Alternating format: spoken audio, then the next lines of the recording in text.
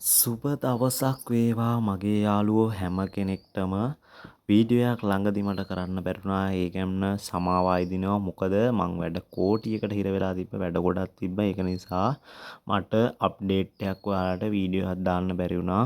සති දෙකකින් තුනකින් වගේ අද එකතු වෙන්නම් ඔයාලත් එක්ක. ඔයාලා මේ වෙලාවේ අප්ඩේට් වෙලා ඇති. ඔයාලා වෙච්ච දේවල් ඔක්කොම බලාගෙන හිටියා. සමාජ මාධ්‍යවල සැරිසරපු කරුණු කාරණා ඔයාලා දැක්කා. ඒක නිසා ඔයාලා ටිකක් කලබල වෙලත් ඇති අපිට ඉදිරියේදී මොනවද වෙන්නේ කියලා. විශේෂයෙන් මේ ගැටලුව ඇතිලා තියෙන නිෂ්පාදන සහ යටිතල පහසුකම් අංශවල. මොකද එයාලට ඇග්‍රීමන්ට් ලැබෙන්නේ නැති ප්‍රශ්නයක් තියෙන නිසා තමයි එයාලා හැමතිස්සෙම අප්ඩේට් ගැන සෙවිල්ලෙන් බැවිල්ලෙන් ඉන්නේ. මතක් කරන්නම් මගේ channel එක ඔයාට උදව්වක් වෙනවා කියලා හිතනවා නම් තවමත් මගේ මාත් එක්ක එකතු වෙලා නැත්නම් එයාට ආරාධනා කරන්නම් මගේ channel එක subscribe කරගෙන යන්න කියලා. ඒ වගේම bell icon එක click කරලා notification වල අනිවාර්යෙන් දාගන්න. එතකොට තමයි මම වීඩියෝ එක update කරපු ගමන් upload කරපු ගමන් ඔයාලට බලා ගන්න පුළුවන් වෙන්නේ. ඔයාලා දකින්න ඇතිනේ මං කිව්වා වගේම ඔයාලට මං කිව්වා මුලින් ඉඳලම යන වකවානුත් එක්ක කාල වකවානුත් එක්ක මෙන්න මේ කාලේ තමයි විදේශ ගත වෙන්නේ.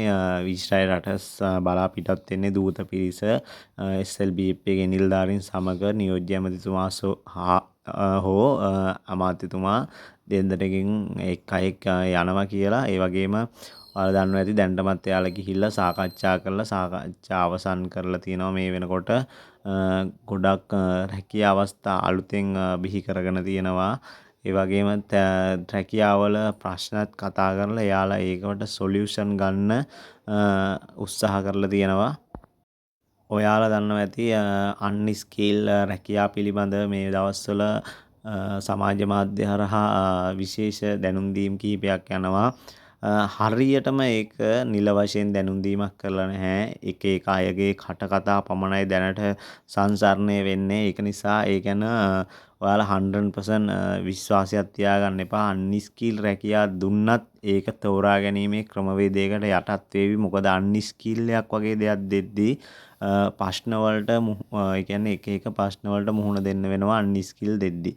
ඒක නිසා ඒක SLBF එකත් කල්පනා කරලා මේකත් අන්ස්කිල් උනත් විශේෂ ක්‍රමවේදයකට තමයි මෙන්න මේ රැකියා කාණ්ඩ ටික ලැබෙන්නේ. එහෙම දුන්නොත් ඒක නිසා ඒක ගැනත් අවධානය යොමු කරලා ඉන්න. දැනට නිෂ්පාදන සහ යටිතල පහසුකම් අංශවල රැකියා ඇග්‍රීමන්ට් ලැබීම පිළිබඳ එහාට ගියපු කණ්ඩායම නැත්තම් විදේශ ගත වෙලා ඉන්න අපේ දූත පිරිස සාකච්ඡා කරලා තිනවා. එතකොට ඒ පිළිබඳ ඔයාලට විශ්වාසයක් තියාගන්න පුළුවන් ඉදිරියේදී රැකියා කාණ්ඩ වලට අනිවාර්යයෙන්ම ඇග්‍රීමන්ට් ලැබෙනවා. ඔයාලා ඒ ගැන කිසිදු සැකයක් තියාගන්න එපා.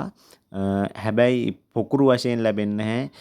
50 60 ඒ වගේ 40 30 ඒ වගේ සංඛ්‍යාත්මක අගයන් වලින් ලැබේවි. පෙර ලැබුණේ අපිට 2ක් 3ක් ඒ වගේ නැහැ. අපිට ලබන වසරේදී අනිවාර්යයෙන්ම 30 40 එක පාරට යන්න පුළුවන් අවස්ථාව ලැබෙන විදියට තමයි මේ කට්ටිය සාකච්ඡා කරලා ඒ කටයුතු අවසන් කරලා තියෙන්නේ. ඒක නිසා ඔයාලා කිසිම හිතේ සැකයක් බියක් තියාගන්න එපා. ඔයාලට රැකියාව ලැබේවි. ඒ වගේ ඇග්‍රීමන්ට් ලැබේවි. ඒ වගේම තමයි ලොටරි දිනුම් මැදීමක් මං දන්න තරමින් තාවම මට නිශ්චිතව කියන්න බෑ. හැබැයි පෙබ්‍රවාරි මුල වගේ ලොටරි දිනුම් මැදීමකට යාවි. ඒක නිසා ඒ ගැනත් සැලකිලිමත් වෙන්න. ඒ වගේම නිෂ්පාදන අංශයේ දැන් ඉදිරියේදී ජනවාරි මාසයේ ඉංග්ලිෂ් ඉන්ටර්විව් එක නැත්නම් සම්මුඛ පරීක්ෂණය ඉංග්‍රීසි සම්මුඛ පරීක්ෂණය පැවැත්වෙනවා. මොකද අවසානට ෆිසිකල් ගිය සෙට් එකෙන් එහෙමත් නැත්නම් ශාරීරික යෝග්‍යතා පරීක්ෂණයට ගියපු සෙට් එකේ ඉංග්‍රීසි ඉන්ටර්විව් එකක් තිබ්බේ නැතුව තමයි යාළුව ඩිරෙක්ට් දාන්න උත්සාහයක් දරුවා. හැබැයි ඒක ව්‍යාප්ත වුණා ඒ උත්සාහය. ඒක නිසා ටීබා ආයතනය ඉල්ලීමක් කරලා තිනවා මෙයාලට නැවතත් ඉංග්‍රීසි ඉන්ටර්විව් එකක් තියන්න කියලා. ඒක නිසා හොඳට ඔළුවේ තියාගන්න මෙන්න මේ ඉංග්‍රීසි ඉන්ටර්විව් එකට හොඳින් මුහුණ දෙන්න. ඔයාලා බය වෙන්න එපා. මේකෙදි සරල ප්‍රශ්න ටිකක් තමයි අහන්නේ. ඒකෙදි ඔයාගෙන් අහන්න පුළුවන් දේවල් තමයි මම වීඩියෝ දාලා ඇති මගේ channel එකේ. අන්නේ වීඩියෝ එන්නේ ප්‍රශ්න ටිකකට තමයි අනිවාර්යෙන් මේ ප්‍රශ්න ටික ඇතුලේ ප්‍රශ්න ටිකක් තමයි අහන්නේ. එන්නේ ඒ වගේම ප්‍රශ්න. ඒ කියන්නේ ඒ ටයිමේට් එකත් එක්ක ඔයාලට වැඩ කරන්න පුළුවන්ද? රූම් එකේ තවත් රටවල් වල අයත් එක්ක වැඩ කරන්න පුළුවන්ද? ඒ වගේම සේෆ්ටි වැඩ කරද්දී අනුගමනය කරන ආරක්ෂිත ක්‍රම උපායන් ඒ වගේ දේවල් හදිස්සි ගින්නකදී හදිසි ගින්නක් වෙන අවස්ථාවකදී කොහොමද ඒකට පේස් කරන්නේ මුහුණ දෙන්නේ අන්න ඒ වගේ දේවල් තමයි අහන්නේ. වගේම ඔයාගෙන් අහවි ඒ රට පිළිබඳ විස්තර ටිකක් අහවි දැනට ඉන්න ජනාධිපතිතුමා අග්‍රාමාත්‍යතුමා ඒ වගේ දේවල් අහන්නත් පුළුවන්. සාමාන්‍ය දැනීමක් චෙක් කරලා බලන්න පුළුවන්. ඒ වගේම තමයි මේක යුද්ධ තියෙන රටක් නිසා මේ වගේ රටකට ඔයා යන්නේ ඇයි? මොකද්ද ඔයා මේ රටට ගිහිල්ලා බලාපොරොත්තු වෙන්නේ මොකද්ද? වීසා කාලය අවසන් වුණාම ඔයා මොනවද කරන්නේ? ආපස්සු තමන්ගේ රටට එනවද නැත්නම් ඔයා වීසා කාලය අවසන් වුණාම මොකද්ද කරන්න කියලා එතනදිත් ඒකත් බලනවා. ඔයා කවදාවත් කියනවා වීසා කාලය ඉවරුනොත් එහෙම නැවත මං එළියට පැනලා හරිය වැඩ කරනවා කියලා. ඒ වගේ මෝඩ උත්තර නම් දෙන්න එපා. කියන්න වීසා කාලය අවසන් වුණාම තියෙන ඇග්‍රීමන්ට් එකේ විදියට අපි නැවතත් ලංකාවට එනවා කියලා. ඒ වගේම තව අහන්න පුළුවන් දේවල් තමයි ක්ලයිමේට් එකත් එක්ක වැඩ කරන්න පුළුවන්. ඒ කියන්නේ ඒ රටේ සීත කාලය සහ රස්නේ කාලය දෙකක් තියෙනවා. සීත කාලය අධික සීතලයි ඒ වගේම රස්නේ කාලය අධික හිරු රශ්මියක් තියෙන රටක්. ඒකින්ද මේ වගේ මේකට ඔරොත්තු දීලා ඇඩ්ජස්ට් වෙලා වාට වැඩ කරන්න පුළුවන්ද කියලා අහවි. අන්න ඒ වගේ ප්‍රශ්නත් අහවි. ඒ වගේම පසුගිය කාලවකවානුවේ හොටෙල් සහ ආපනශාලා අංශවලට වෙබ් එක ඕපන් වුණා. පොඩි පැය ගාණක් ඕපන් කරලා ඒක ක්ලෝස් කරා. ඉස්සර වගේ 20000කට 30000කට ඉල්ලුම් කිරීමේ අවස්ථාවක් නැහැ.